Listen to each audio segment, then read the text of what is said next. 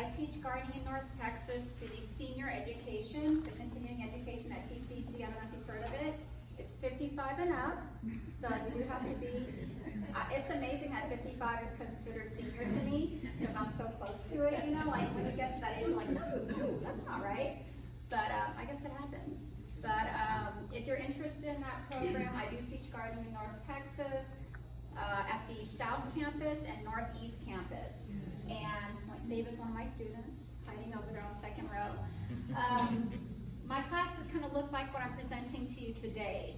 It's going to be a PowerPoint format, pretty pictures to hopefully inspire you, and to teach you do's and don'ts, so that you guys can save money, become better gardeners, less tears. You know, a lot of people get passionate and frustrated. You know, they're digging into their bank account, wasting money. So, you know, hopefully I can help remedy some of those issues for you today. Okay? Let's see. Please, I'm not being rude or anything like that, but hold your questions till the end, because I've had presentations where I'm going along, slide 3, there's a question, slide 4, there's a question, slide 5.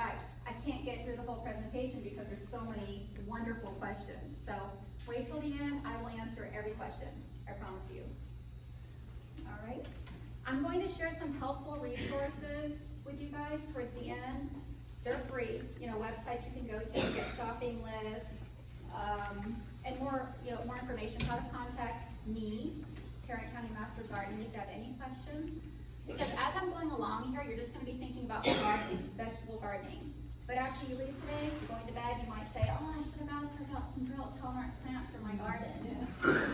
Give us a call. This isn't my number, but I'm going to give you TCMGA, Tarrant County Master Gardener Association, our number, so you can call or email us Monday through Friday. Email us on the weekends if you want. We will help you. Send us your gnarly tree picture. What's wrong with my tree? Why is it losing leaves? What's this powdery stuff? Or why is my eggplant looking funny? Why does my cucumber taste bitter? Send us any question and we'll answer your question. A Master Gardener will get back to you. Free. So that is a good resource. This is only an hour class, and I've got 60 slides full of pictures to show you guys, okay? So I'm gonna go pretty quick. So if I do go too fast and you need to slow down a little bit, let me know. But I do wanna get you guys out of here on time.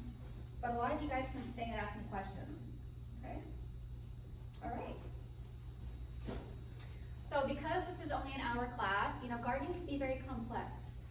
You know, a lot of people will go out and get an all-purpose fertilizer and apply it, and then something bad will happen, okay? Like, let's say you apply an all-purpose fertilizer to wisteria. You guys know wisteria, the vine with the purple flowers on it?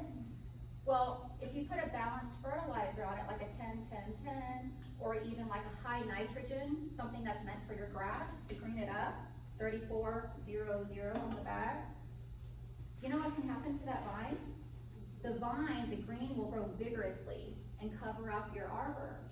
If that's your intent and you want that shade on your arbor, go for it. But you're probably not going to have any flowers because too much nitrogen. Same with tomatoes.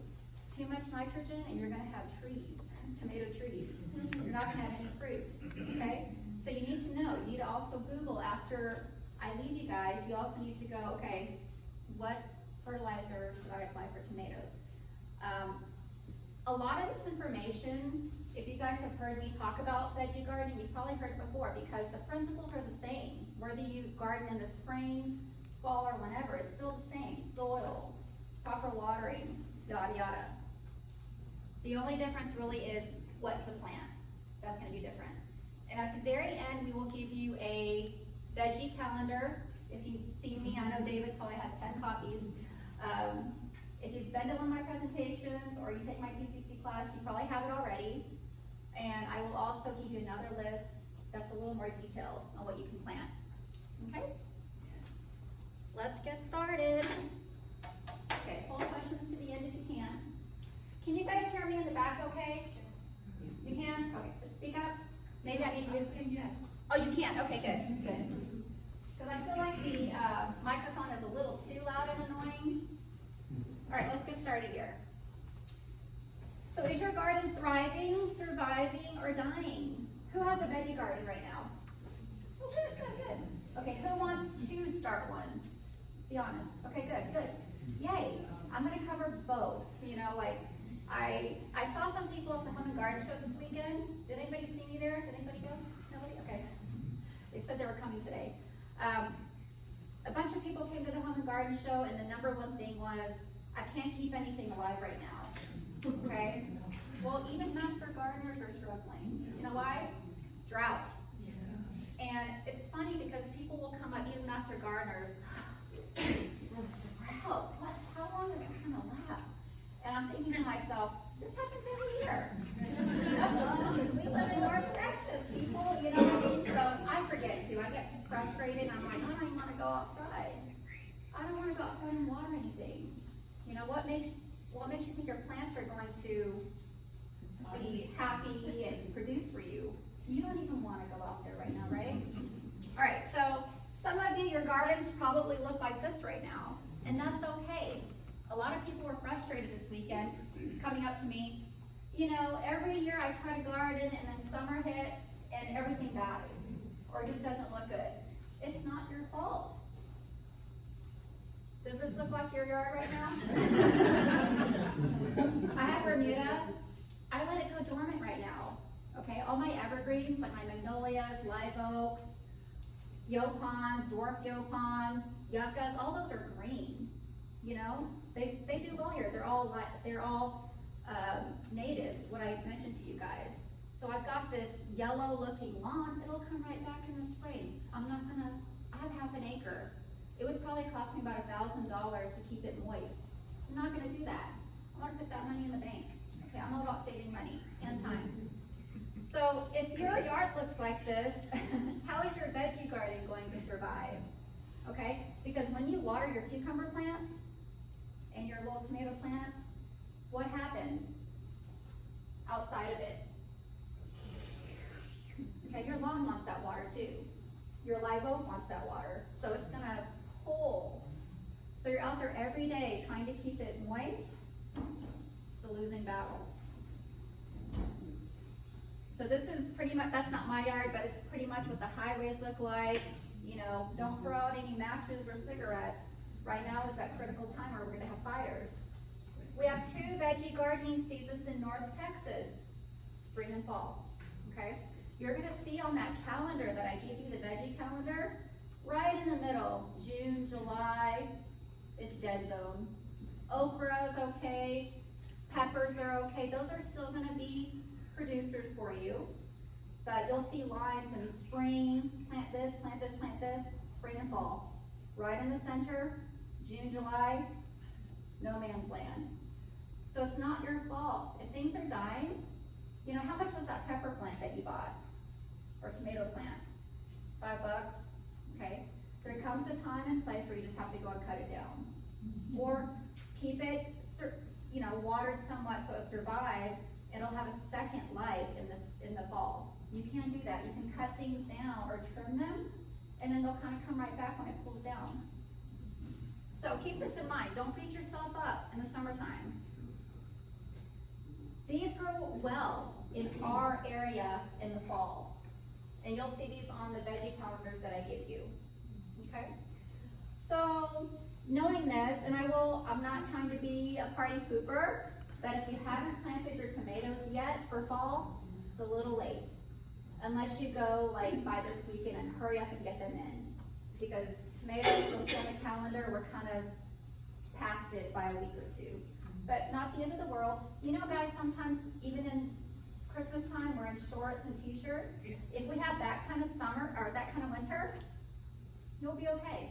But if we have a cold snap come in real early, like we do sometimes, nope.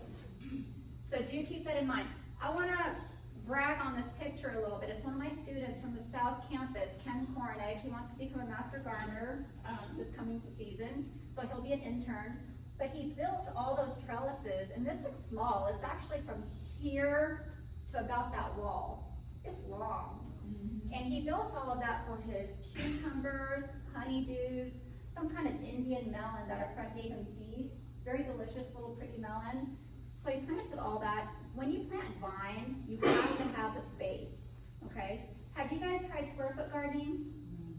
Okay, all right, it works, but you really have to have a good plan. You have to put those vines on the very back and get like a cattle panel fence, put it up on your wooden fence or something, or do something like this so it can crawl. Otherwise, it's gonna crawl all over your peppers, your everything else. It's just gonna devour it.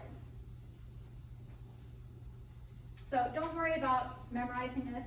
The calendar will give you all that info. Everybody's gonna get one, so don't worry. But isn't that beautiful? I love what he's done.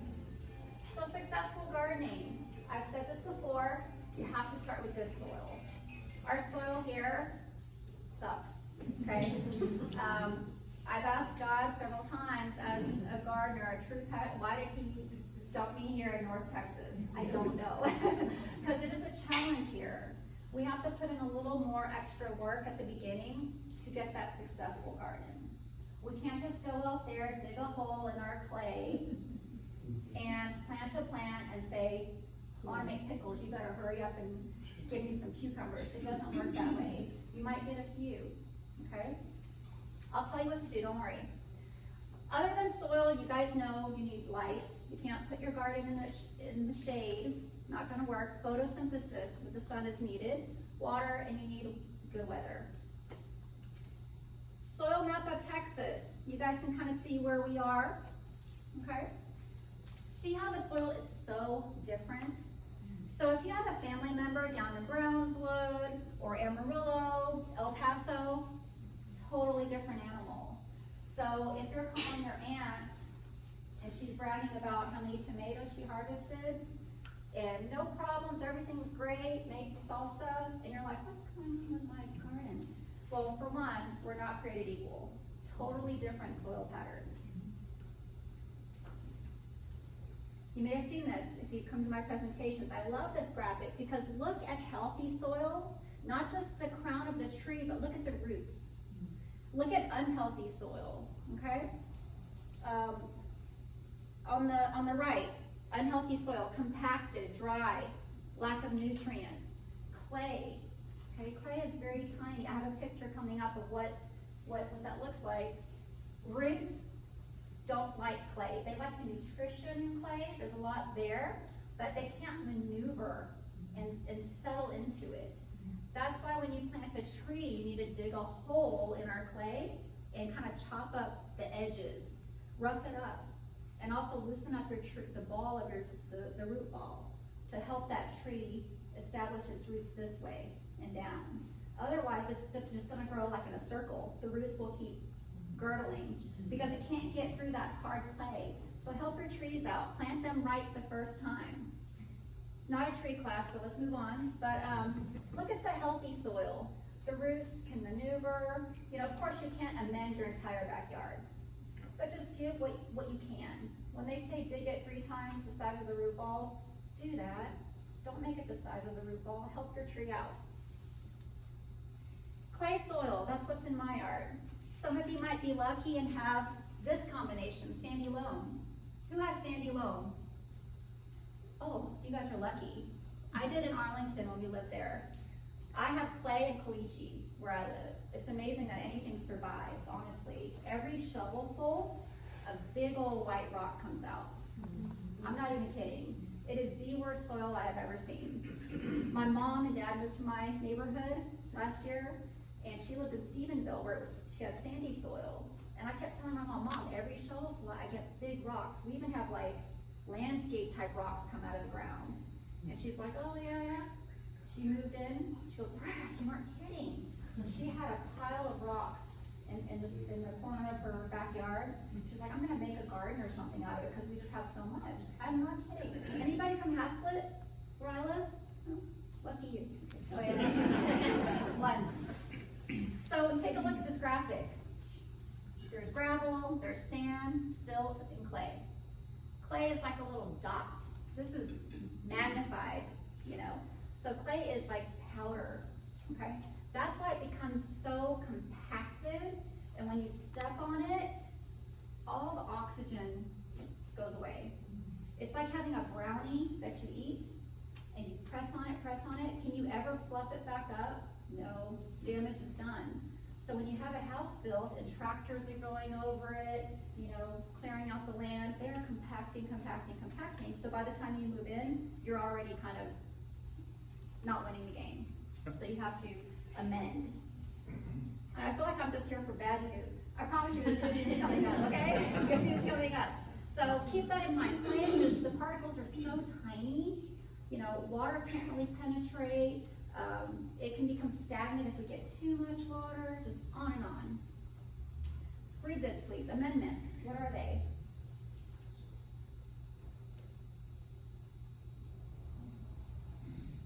Okay. The goal is to make roots happy. You have to think about your plant's roots, your trees, your shrubs, your vegetables. It's all about the roots, okay? And the sun and water, but it's all about your foundation. That is the most important thing. Here are some amendment examples. Not everything, just a few that I wanted to highlight.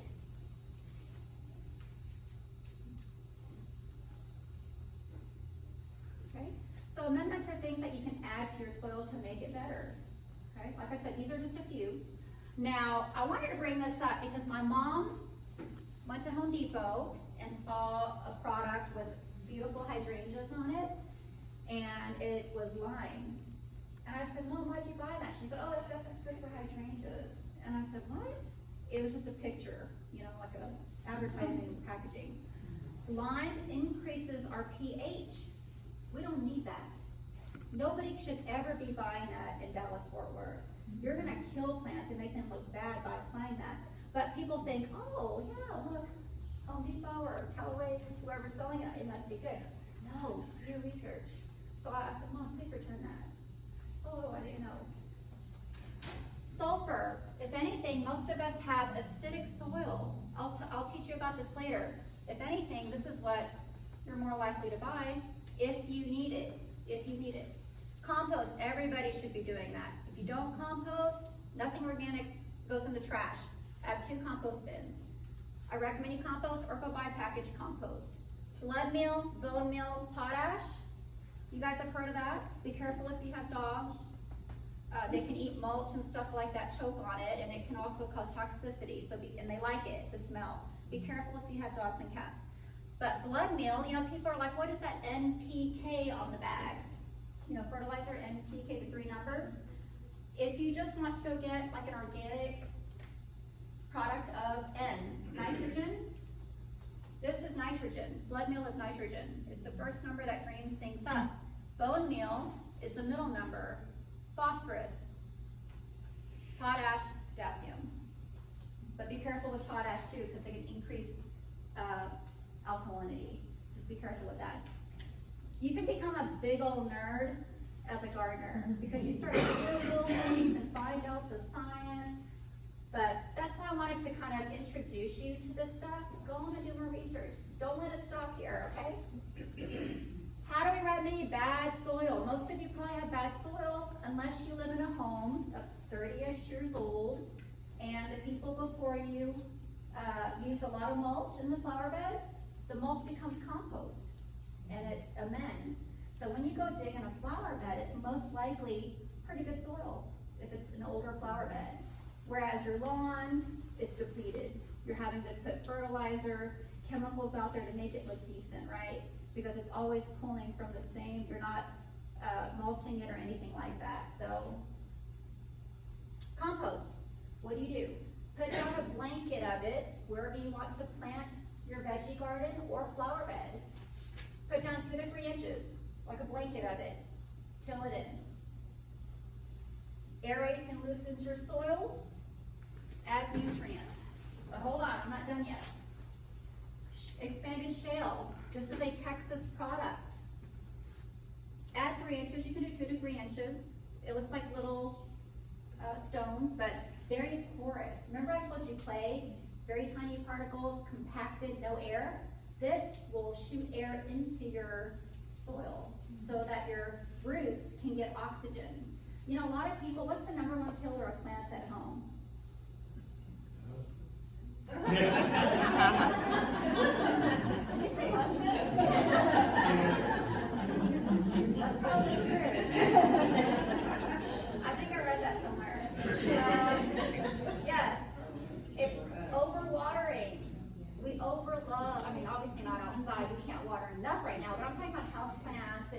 if it's spring or fall, we're getting water, we overlove on or we dote on them too much. Well, roots need oxygen as much as they need water. But we forget that, we drown them. So research how to water your plants. So this is great, okay? It's right here, Texas product, but look, Dr. Steve George, Texas A&M, you know, master gardeners and master naturalists are taught by the Texas A&M system, AgriLife Extension. They do a lot of research, and we feed you guys that research that we've been taught. So Dr. Steve George, he did like years and years of research in soil, and he planted things to see how they grow. He said he loves compost. He's the #1 fan of compost, but he said, you know what, after research, compost and expanded shale together, you're gonna get the best bang for your buck. You're gonna get way more yield, way healthier plants by using this combination, okay? So, at the beginning, you do have to put in some elbow grease. You have to go buy those bags or have it delivered. You know, clean out your potential garden, put it out, till it in. There is a little bit of work at the beginning. But if you're like me and you love gardening, it's a hobby, you enjoy it, right?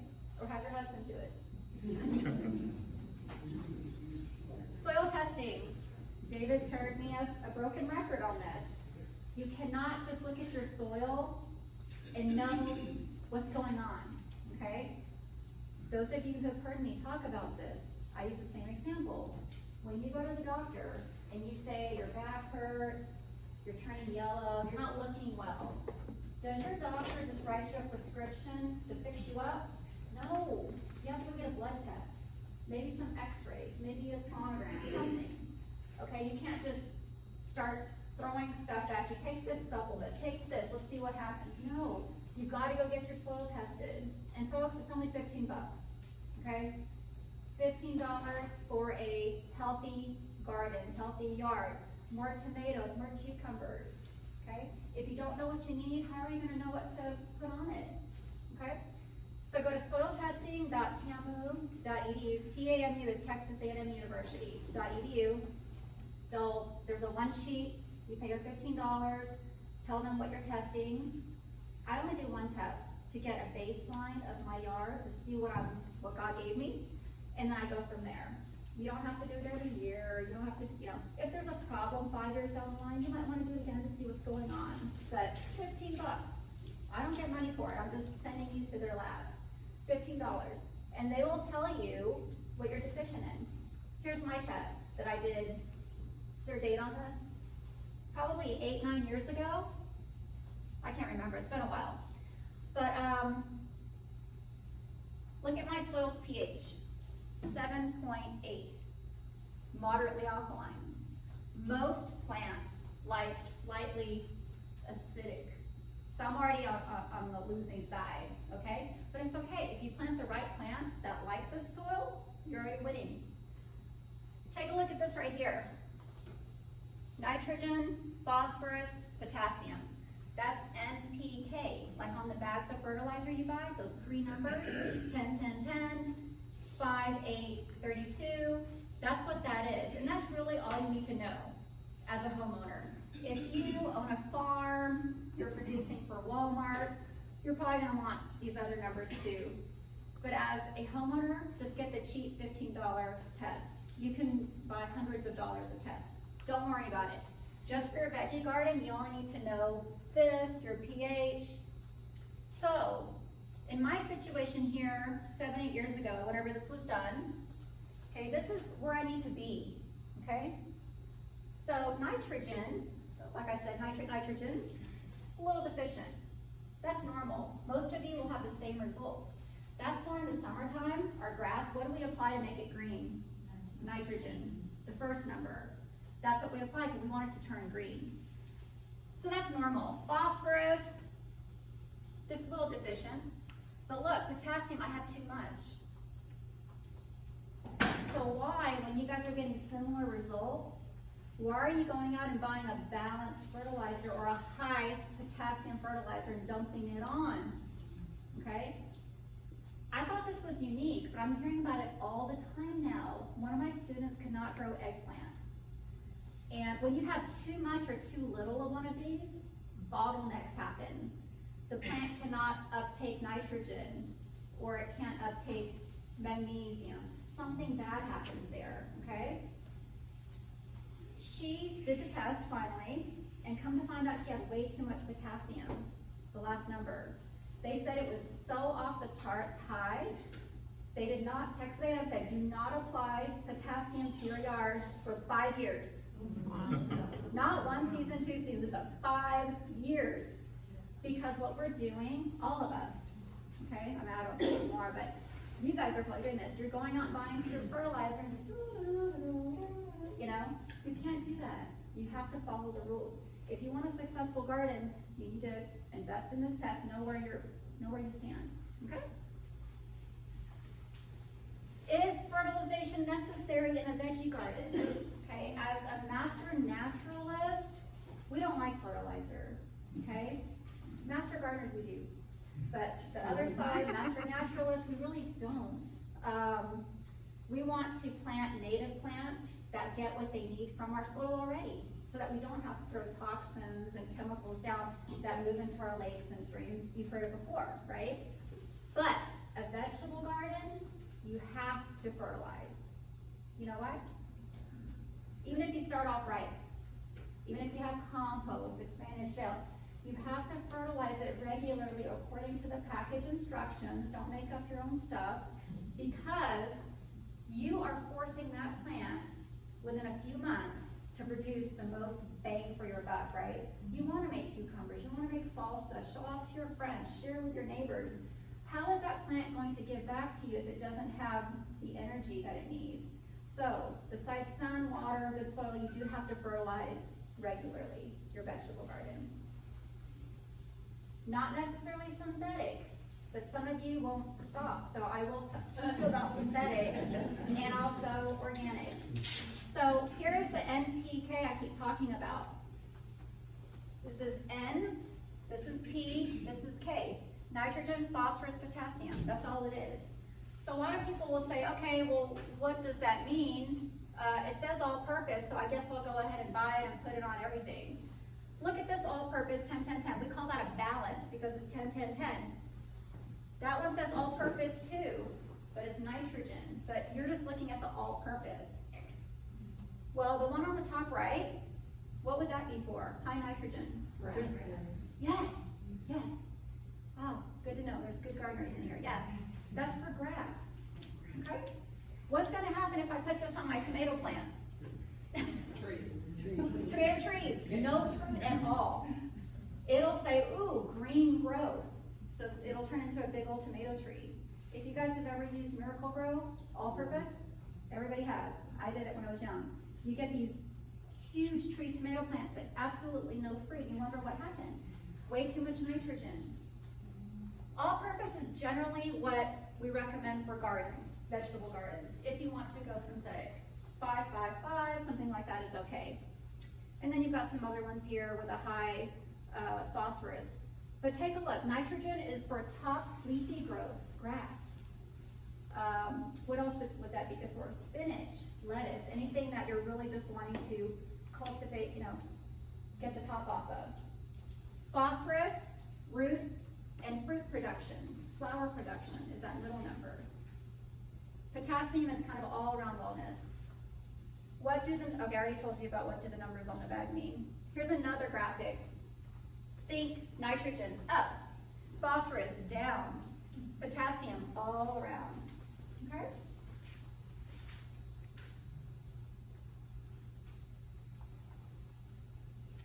Okay, organic versus synthetic.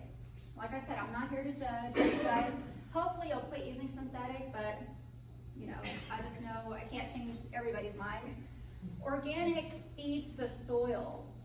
For long-term success, organic is the way to go. Nurture the soil. Remember, make your roots happy. Whereas synthetic is synthetic. It's like steroids for a lady or man that likes to work out. It's gonna pump them up.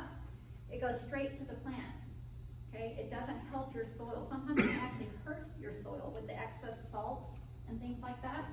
But it's your choice. I'm just letting you know how both work. I like organic. I used to use synthetic when I was a younger I don't want to say uneducated gardener, because there are some good synthetic fertilizers out there, okay? But the more I research myself, and I've even had plants, even flowers, and I'll put organic on this one, synthetic over here, I'm telling you, long term, it wins every time. The organic wins every time. So try it yourself. Organic fertilizer examples. Now, I showed you synthetic. Look at the numbers.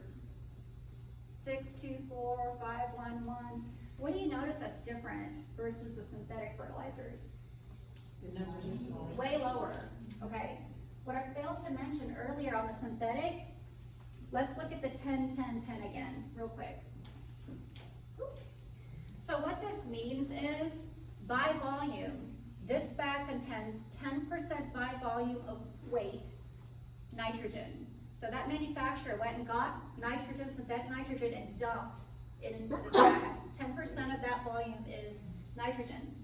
10% phosphorus, 10% potassium, you get it? So what's the other 70%? What's in that bag? Salt. It could be salt, all kinds of stuff, filler. It doesn't mean you're wasting money. It doesn't mean low numbers are bad. What that means is that, you know, what they put in there might clump together. So it might need something to keep it dry and pliable so that you can shake it onto your veggie garden. So there are other chemicals or other products to make it work better, but those are just the NPKs. So it doesn't mean that you're buying 70% dust. It does not mean that, okay?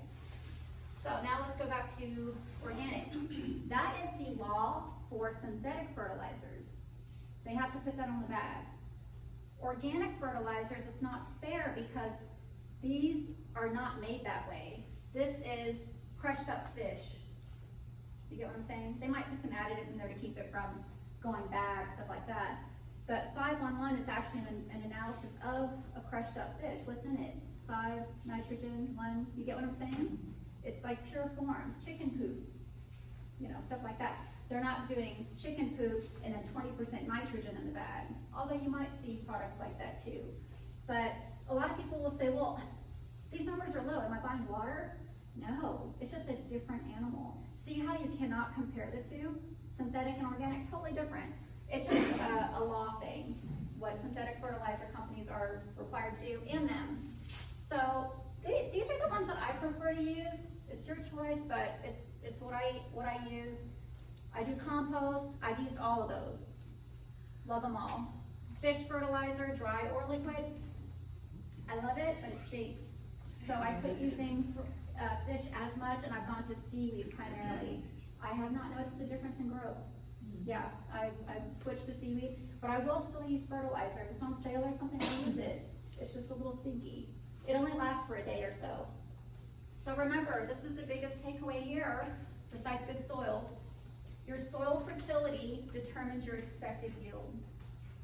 Okay? You have healthy, nutritious soil, you're gonna get a lot more fruits and vegetables, a lot more flowers. Soil pH, we talked about this briefly, but this is just as important, guys. And I'll show you why.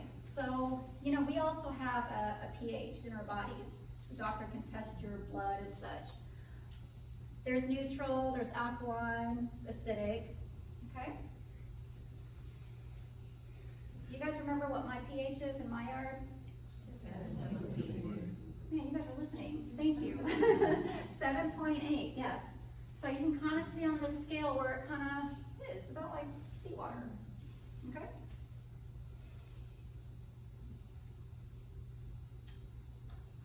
All right. Soil pH and plant examples, just to give you an idea. Like, I'm a visual person, so I need to kind of know, oh, roses are this, oh, azaleas are this. Azaleas, okay, they're not from here. It's a foreign plant. They're beautiful, but most people will plant them. First year they look good, second year not so good, third year, fourth year dig them up, throw them away. Okay, unless you're going out there and buying acidic fertilizer. And if you look at fertilizers that say camellias, azaleas, it'll say sulfur, sulfate. It'll have the acidifying component in there with the fertilizer. But look, pH 5 to 5.5. If I planted azaleas in my yard, I'd be leaving them after probably 2 or 3 years. They just would look horrible, unless I kept dousing them with all these chemicals. I don't wanna do that. I'm too busy. I don't have time to dote on my plants like that. Beautiful yard, I must say, but I don't do it. Blueberries, super acidic. Okay, they like a lot of acid. Ammonium sulfate. Go ahead and prepare your flower bed if you want to grow blueberries. But you need to apply that to have an overabundance of blueberries every year. Most vegetables and ornamentals do better in a slightly acidic condition. Clematises, getting a little closer in my yard. As a matter of fact, because I like 6 to 7 and mine's 7.8, clematises do very well in my yard because I'm giving it almost what it needs. Plus some compost, happy camper. Salvias, we have a lot of native salvias. Look at that, 6.1 to 7.8. Guess what? They're native. A lot of salvias are native. Salvia grapei, they're doing great. Come back year after year. What happens when a plant or tree doesn't have the proper soil pH? Bottlenecks, problems. Okay, so that's why we have to keep not only soil, sunlight, water, but also know pH of the plant. I got this nifty little graphic off of hobbyfarms.com. But take a look. Acidic soil, pH below 7. These do very well if you've got that soil. Alkaline soil, these do better. See why it matters? See why you need to go get that soil test? Because they'll tell you what your pH is. So if you're tired of fighting the battle with your garden, maybe you need to work with nature and quit planting the wrong thing. Or, now that you know, go get some sulfur to make it a little more acidic, okay? So look, it says you can give your fruits and veggies all the TLC you have to offer, but put them in the wrong soil and you'll have plants that are less than desirable. I'm not lying. All right, we'll go through this really quick because you guys probably know you need a lot of sun for your veggie garden. Don't put it in the shade. If you have a tree and your garden's right here and then the house is right there, that's shade, folks, okay? That's not full sun. The tree's getting the sun, so you need to kind of look around and see what's going on close to a water source because you're gonna get tired of watering, dragging that hose around. Do you want an in-ground container or raised? I'm gonna talk about those too. Current soil condition, test. In ground, these are great because you can make them as big as your yard allows, okay? Requires edging or barrier because, who has Bermuda grass, Bermuda lawns? Okay, I do too, I hate it. St. Augustine? Okay. St. Augustine is more tame. Bermuda likes to go under the ground, pop up wherever its heart desires. I call it the devil. That's what I have. I hate it. You've got to check your flower beds all the time because it likes to sneak in. You've got to pull it, make sure you get the root, because if you don't, you've got another patch growing, another lawn. It's just a full-time job. So, okay, so you're going to start a new garden. You're going to want to remove the weeds, till down 12 inches, remove all the old roots, rocks, start right. Told you about the warning. Try sheet mulching or lasagna gardening. She came to my lasagna gardening class that I did here. You know, it takes some patience. You know, you can Google these, sheet mulching, lasagna gardening, but folks, you're using cardboard to smother, but you have to plan ahead, at least a year, sometimes 2 years. And the boxes nowadays are cheap and thin. Amazon. So you're gonna need about 3 or 4 layers of cardboard to really suffocate, because they're thinner and thinner just to be, you know, more environmentally friendly. But do look into that. All my flower beds in my yard were made this way. I did not dig up a single blade of grass. I have a bad back. I don't do that. Add amendments. You guys have already heard what to do there. What's wrong with this garden picture? It's beautiful, but what's wrong with it? You see a big problem with that garden? You have to step all over. Yes, yes. It's beautiful, but you really have to keep your feet kind of in here if you can. It's just, yeah, you need more walking space. You have to plan it out before you do the hard work. Plan it out, draw it out, look at it for a couple of weeks, then do the hard work. Above ground, beautiful. If you guys want to go look at some handicap-friendly gardens that are like this tall, for a wheelchair, you know, maybe you have parents, grandparents who want to garden, they can continue. Go to our Master Gardener Demonstration Garden in Fort Worth. The address is 1801 Circle Drive, like the round circle. 1801 Circle Drive, or just at the end you'll see our website. You'll see all the information there. You can call us, we'll give you the address again. But we have raised beds, we've got drought tolerant, you'll see our compost area, a little water garden, that's really not in great shape right now. Native gardens, medicinal garden, we've got it all. Right now is not the best time to go because whose yard looks great right now. But go in the fall or spring for some more ideas. Raised bed, isn't this one beautiful? Love it. Benefits of a raised bed. So a raised bed is going to be rocks, bricks, wood, whatever you want to raise it off the ground, and you're filling it with foreign soil. You're going out to buy that soil to put in. You're not putting it into your ground, okay? And this is what we recommend because our soil is so bad here, but you can still do in-ground, but this is raised bed. So it keeps out more weeds and grass, not all, easier on the back, but it does depend on how high it is because you're not bending over as much. Contained and clean. Disadvantages, very expensive, I'm not gonna lie. Don't get mad at me, you know, I inspired you to create a garden and then you go out $2,000 later. It can be expensive, but you can look on Facebook Marketplace, guys, and get so many free things now. Come get my free rocks or come get my free boards. So many free things out there. Or, you know, use whatever you have at home. Dries out slightly faster than in ground because it is in essence a big container on top of the ground. Containers dry out faster. Requires time to settle. This one is so important, guys, because I see so many people create gardens and they don't buy enough soil. They think it's full, you know, like an inch below the top of their edge. And then 2 months later, after some waterings and rains, it's down 6 to 8 inches. And you're like, it's too low. So you have to mound your garden at the beginning because there's so many air pockets in between every little piece of soil. So mound it up. It's actually ideal if you create your veggie garden a season before you decide to plant it. You can still do one now, but it's just better if you pre-plant because of the settling over time, because you don't want too much air in there. More raised bed ideas. This is a good one to keep rabbits out. See how they've got chicken wiring or cattle fencing around to keep critters out? Container gardening. I don't recommend this one as much, but if you're in a condo or apartment, that's the only way, do it. It's better than nothing. The reason is because once it gets kind of hot, it's brutal on those pots, especially the black pots. Use smaller varieties of plants. Our Texas A&M website, the AgriLife Extension, will give you dwarf plants, small plants and pot friendly. Look up the PDF on their website for container veggie gardening. It's a great article. Bigger pots, less frequent watering. Okay, if you've got a little bitty pot like this on your patio, you're gonna have to water it once or twice a day right now. But a bigger pot, less watering. Okay, so there it is. All right, big problem, not just in our veggie or our container gardens, but even flowers and pots, potted plants. See that space right there? A lot of people don't pay attention. They just get the hose, there's some water, okay, next one. Guess what's happening? If you let your soil dry out a little too long, you went on vacation, what's gonna happen when you water this? The water just goes right down into that crack. It's not soaking into your soil.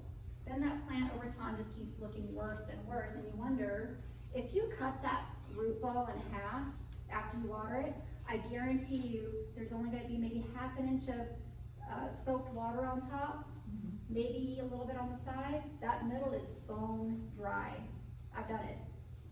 So what I do in a situation like this is water it slowly, come back an hour later a little bit more, because as soil dries up, it condenses, it shrinks, and it takes time for it to, you know, like a sponge to kind of, again, okay, especially stagnant peat moss, once that stuff dries, it's hard to resaturate it, so give it time.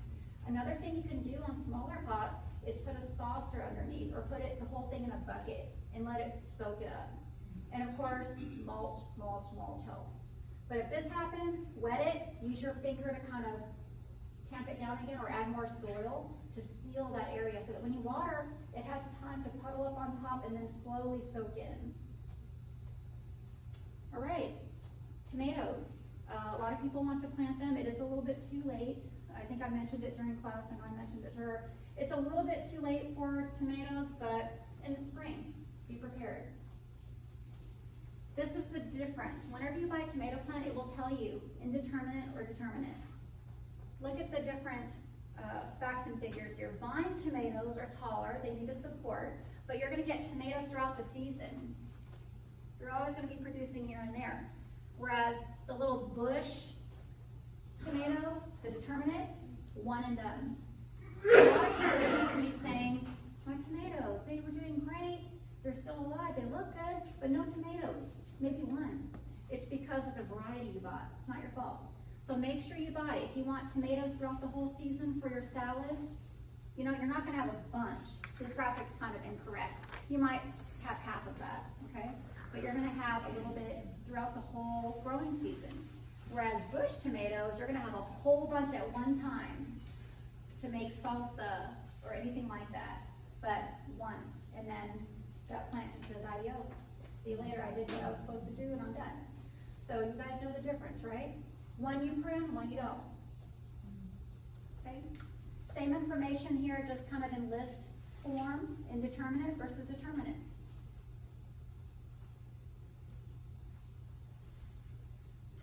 Determinate, indeterminate. So I'm not saying indeterminate's not going to produce. It's just producing a little bit at a time. Whereas determinate's going to be all the energy goes into it at once. So which one's a better tomato if you want to make a big batch of salsa or marinara? Which one would you buy? Determinate. Yeah, because you're not going to get enough in an indeterminate unless you plant 20 plants. So how do you find it? On the tags.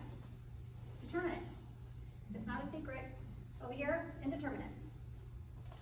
Determinate. See? You just have to look for it, front or the back. Very easy to find. Fertilizing tomatoes. Remember we talked about you can end up getting trees, no fruit. I'm only showing you tomatoes as an example because everybody wants to plant tomatoes, guys, so I like to share this anytime I teach veggie gardening. When you plant your tomato, you're gonna plant it deeply. It's one of the few plants that you actually plant deep, okay? So you're gonna cut usually the bottom leaves and almost drown it. You only want like a few leaves sticking out on top of the soil, and then roots will grow out of the stem, okay? Fertilize half strength when you first plant it. You don't want to overdo it. Fertilize again only after you see little fruit. You know why? Tomatoes are kind of finicky. If you fertilize them too soon, all that organic or synthetic fertilizer will go into the green, and you're gonna have juicy green leaves. Is that why you grow tomatoes, for the leaves? No, for the fruit. So you have to kind of trick it. You have to know ahead of the plant ahead of time. So see how important it is to know your plants? You cannot use any kind of fertilizer on tomatoes, guys. All right, here's a little funny. We're all serious. Here's a funny. Yeah? Seems like such a down, but that is true. You know, I joke that, you know, my husband built me a beautiful cedar veggie garden. It's beautiful. It's been, I don't know, 7 years old now, but it wasn't cheap. Cedar wood. Now it's even more expensive because inflation. We had to fill it up with good soil, I've tended to it, you know, so each tomato is about $100, but it's delicious. It's all about what's in your heart, okay? This one. Really? Yeah, that's what it's about, right? It's about your therapy, your gratification, sharing your love with your neighbors and family, and your children, teaching them. All right. We're not done yet, but almost. Go to this website. Just go to the internet, Google, Safari, whatever, AgriLife Extension, and you'll get so much information there.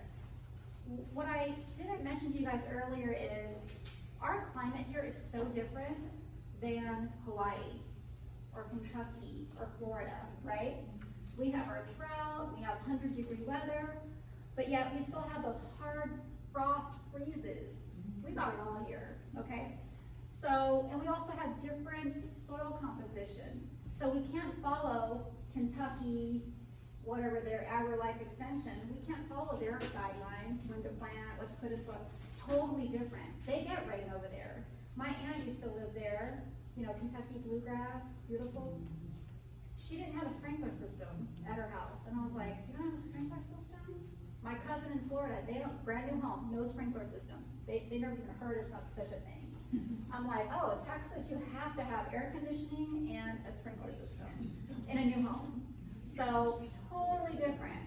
So, go to this website for all of your gardening information because this is all Texas information, okay? And I'm going to show you more specific stuff for Tarrant County even, because North Texas is not the same as South Texas. Totally different, okay? So whenever you do your research, you know, don't go to websites like kittenscrochetandgardening.com, okay? That's not going to be valuable, good information. It's just going to be that person's, what she came across, and it may not be good information. This is going to be research-backed information, studies, people going out there with clipboards and laptops. Oh, this is what happened, okay? And then we pass it to you guys. Well, gotta hurry up. So if you go to Texas A&M Agri-Life Extension's website, like I told you, or you can Google vegetable variety selector. That's all you need to Google, vegetable variety selector. Texas A&M's website will come up, and we are Region B. So don't worry about that, because it'll say North and Central Texas. You'll know where we live. You know, choose that. And look, it tells me specifically what cucumbers to plant. So don't go to the store and get something that's not on this list. It's either a super new variety that hasn't been tested, you don't know about it. Oh, there's that cucumber, it's Sumter. I couldn't remember earlier. This is what I planted this year. Did great. They weren't bitter, delicious cucumbers. But the pickling type, or do you want the larger slicing type? Eggplants, obviously this is only a half page. It's sheets and sheets. If you want tomatoes, go to that page. You get what I'm saying? So this is your shopping list. If you only want to plant tomatoes, you can actually go up there to your drop down, tomatoes. All the tomatoes will pop up. Then you take that printout or take a picture with your phone, take it to Home Depot, Lowe's, Cowboys, Mom and Pops, anywhere you want to go. Do you have any of these? Stick to those, because they're going to do good. These were tested, and Texas A&M Agri-Life said, these do good here in our drought, in our heat, in our temperature. So these are the ones. Vegetable calendars, we're going to give you these when you head out. This, I know it's hard to read, but see what I was talking about, how this is spring, and this is fall. This is right now. Right in the middle of summer, there's not a lot that's going to do good, so that's no man's land. But there is okra. Okra does well in the summertime, peppers, warm greens, but that's about it, okay? So no wonder your garden's not doing well right now. So don't beat yourself up. But look, we're in August right now, right? Okay, but look, September, it's like spring again. Look, another veggie garden season. Woo! So you'll get that, so you'll know what to plant. Marshall Grain, you can Google this too. They have a really good calendar. It shows you planting depth, how tall will it get. What I like about that is that when you plan out your garden with your pencil and paper, put the tall things in the back, medium in the middle, short little guys in the front. Because you don't want to put a short guy in the back and get shaded out. Remember, you need sun, photosynthesis. I'll give you this too, the companion planting chart, friend or foe. Okay, anything that has a red dot, never plant those two side by side. You're gonna have problems, they don't get along. You might end up with gnarly tasting fruit or veggies. It might retard the growth. They hate each other, they're enemies. So look, tomatoes love basil, beans don't like garlic and onions. Dill likes cauliflower but hates carrots. A lot of drama in the garden. Plant what's right, okay? Accessibility, we talked about this earlier. You have to have stepping stones or something like that. Remember I talked to you guys about the brownie? If you compact it, it's so hard to undo that damage. unless you get down there with a pitchfork, and depending on how deep that is, you might have compaction forever. So have some places like that so you can have your fluffy soil where it needs to be, so you're not trampling all over it. I love stepping stones. I have them all over my yard. I wish this person would adopt me. Isn't this beautiful? Oh, I love that. A lot of work, a lot of love. Way bigger than my yard, my garden. Mulch, you guys know this, 2 to 3 inches. It'll save you from, you can water less. I tell you this because when my husband and I built my raised bed, I totally ignored where the sprinkler system was. I got all excited, we put it out there, and then I realized the next day it was right on top of the sprinkler head. So I had to dig underneath it, it was a mess. So look around, call, what's the number, 811? Call before you dig. Be sure to do that. They'll mark where lines are and everything, it's free. You come out in within 3 days. But yeah, 811, I even put it up there. There it is. All right, raised bed soil, what do you fill it with? And I'm gonna caution you guys, don't go to the wrong places.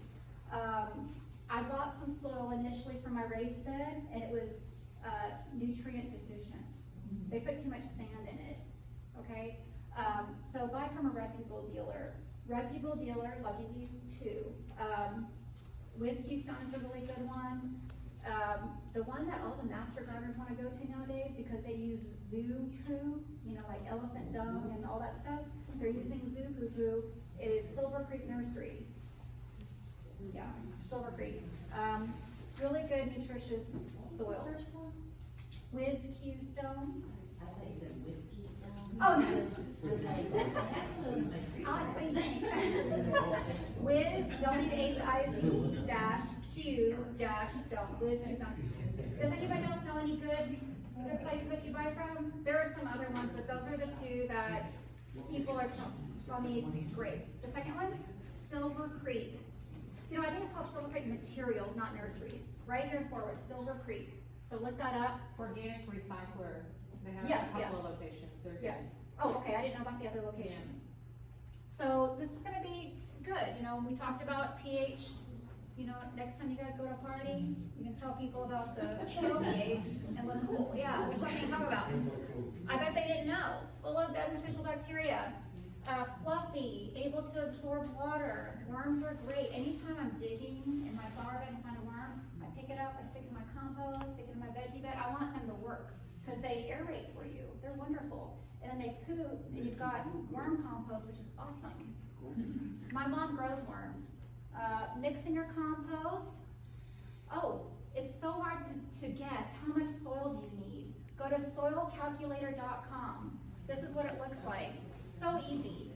Soilcalculator.com. Is it a round container? Is your veggie bed rectangular, square, round? What's the depth? Is it 1 foot, 6 feet length, width? It tells you right here how much soil you need, 18 cubic feet.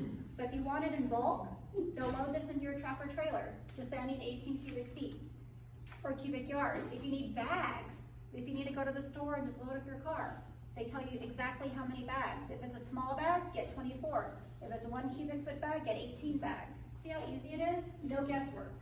1 trip and you're done. Soilcalculator.com. Watering veggie gardens. The drip irrigation is by far the best, better than spraying. Spraying, sometimes you lose water, windy. Tomatoes don't like to get wet. They can get fungal diseases very easily. So don't ever water your roses, tomatoes, a lot of plants, don't ever get their leaves wet if you can help it. Water just the ground. Seeds in your garden have to be kept moist because they don't have ample roots yet. So once those roots out of your seeds start to grow, if it dries up, roots are dried up, they're dead. So you have to keep your seeds moist. As they mature, you can taper off watering a little bit. Okay. Vining plants, I said, need plenty of space. There's Ken's. You saw it populated with leaves earlier. That's what it used to look like before they started growing. Okay. Tall in the back, short in the front. We talked about that. All right, has anybody seen this in their tomatoes? Okay. You know, it could be a variety of reasons, but usually it's not enough calcium in the soil, incorrect watering habits, you know, you're watering too much, or a big flooding rain came, and you thought, oh, it'll be fine for a couple weeks. No, it didn't work out. It needs, you know, a maintenance schedule of water. Compost is great. Use the eggshells. Eggshells have calcium in it. Crush it up. Or you can crush up a calcium pill, put it in the hole, then plant your tomato plant, and you won't have that issue anymore. Insects, aphids, they love cucumbers and all the juicy leaves. They suck the life out of them. Stink bugs, also squash bugs. A lot of people hate squash bugs. They look like stink bugs. They just suck juice out of your plants, and then you don't want to eat it because they look diseased. But that's what's causing that. Failure to set fruit. Have you ever seen a cucumber just all of a sudden turn yellow? You're excited because you see a baby cucumber and then it just dies. It didn't get fertilized. Or drought happened and it can't maintain that life, so it just lets the cucumber go. But if it's, you know, if it's getting water, everything's great, rain's coming, and then that little baby cucumber turns yellow and falls off, it didn't get fertilized. Yeah. A bee, a wasp, butterfly had to come by, get into a male flower, then the female flower to sexually pollinate, to create a little fruit. Yeah. Same thing, squash, tomatoes. Look at that, improper temperature. Tomatoes stop producing over 90 degrees. If it's too hot, you're not gonna get fruit anymore. So that's why I say it's not your fault. If you're maintaining that plant, but something's not right, temperature's not working with you, okay? So if you have constant over 90 degree days and 75 degrees at night, it's just too hot. Your plant just says, I'm not gonna produce anything, it's too hot, okay? So we have to have nature work with us too. So quit beating yourself up. Blossom drop we talked about. Too much nitrogen we talked about. Lack of pollination. Okay, so shape the stem of plants that have bisexual flowers. Tomato has both. In each flower, there's male and female already in one flower. So that's why you can just get the stem, gently shake your tomato plant, and you fertilized it. Or on a wind, something like that. So it'll, you know, mix up and create a little fruit for you. Whereas if you have separate male and female flowers, cucumber, squash, plants like that, do your research. You know, every plant is one or the other. You have to have a male pollen touch the female to create a fruit. That's why a lot of retired people with a lot of time on their hands will get a paintbrush. Love that. If you have time, you might want to do that. But see why wind can help a tomato plant just by shaking it, okay? But not other plants. It needs pollinators. So in my veggie garden, you'll always see anise hyssop flowers planted. It's a perennial. It's reseeds, comes back year after year. My beekeeper friend gave me the seeds. He says it makes honey taste better if the bees eat off of it. And I also plant catmint, pollinator magnet, catmint, not regular spearmint that takes over. Catmint, it's ornamental. So here, attract bees to your garden to increase your veggie count. They're your workers, okay? They work for you. Quit using bee-killing chemicals. That doesn't work for you. Closing notes, plant what you love. If you don't like asparagus, don't plant it, because you're not gonna want to take care of it anymore, right? Don't plant something that your next door neighbor loves. Plant what you're gonna eat. If you like cucumbers, plant cucumbers. Plant varieties that do well in North Texas. I told you guys where to get your shopping list. Okay, vegetable variety selector, go there. AgriLife extension, go there. You can print out all kinds of shopping lists. Vegetable garden, it takes work. You know, sometimes I inspire people maybe a little too much and they go and create a garden and they're like, you said I was gonna, you know, did you water correctly? No, I got tired of watering it. You have to work it. A garden is work, it's a labor of love. Harvest often. I learned this recently, guys, and I have to pass this on. I know it's 8:07. I'll be quick. A cucumber plant. Okay, so sometimes you go on vacation and then you'll come back and your cucumber was cute when you left, but now it's yellow and it's overripe. You can still eat it, but it sends signals back to its being, you know, its plant. That little cucumber that's overripe says, hey, we've done what nature wants us to do. by creating seeds that are ready to be planted again, to start the cycle of life again. So it sends signals to the mother plant saying, we don't have to produce any more cucumbers, we're done. We have finished our, you get what I'm saying? So the cucumber ripens and it knows, hey, we've got viable seed here, so why put more energy into making more babies? So you have to harvest cucumbers, tomatoes, anything. If you see them, don't let them just dangle there. Go ahead and pick them off. The more you pick, the more it'll continue to grow. Research water and fertilizer requirements. Remember I told you how different tomatoes are than other plants? Wisteria is nitrogen fixing. I didn't tell you that earlier, did I? So you really don't want to put high nitrogen on a wisteria, or you're just going to get the green flowers. We talked about that a little bit. How big or tall will that plant get? When to plant? You're going to have the veggie calendar, so don't worry about that. Compost is your friend. Insects. Only 5% of insects are bad. 95% help you. They pollinate, they kill other bad bugs. So don't squish them, don't kill them, let them be. Tomato wormers, we hate those because they eat up our tomatoes, okay? But I can't kill those anymore. I actually plant tomatoes for them. They are those hummingbird moths. You know those hummingbird moths? They look like hummingbird. You're like, what is it? It's a hummingbird moth. How are you killing those? All right, look at this. A poor gardener grows weeds. A good gardener grows plants. A great gardener grows soil. It's all about the soil, okay? Here's our website, tcmga.org. Call us, it's absolutely free. We just need your name and zip code to know where you're calling from. Website, Monday through Friday.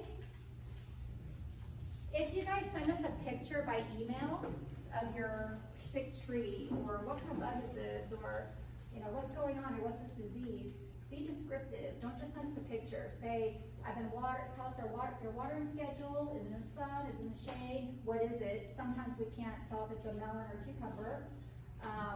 Let us know what you did last. Did you fertilize and then this happened? Let us know as much as you can and we will answer. If whoever's taking your request doesn't know the answer, boy, I don't know. We have PhDs, pathologists right at our disposal. Hey Mike, can you help me with this question here? What's going on? We'll get back to you with your answer. Free, so call us, okay? And that is it.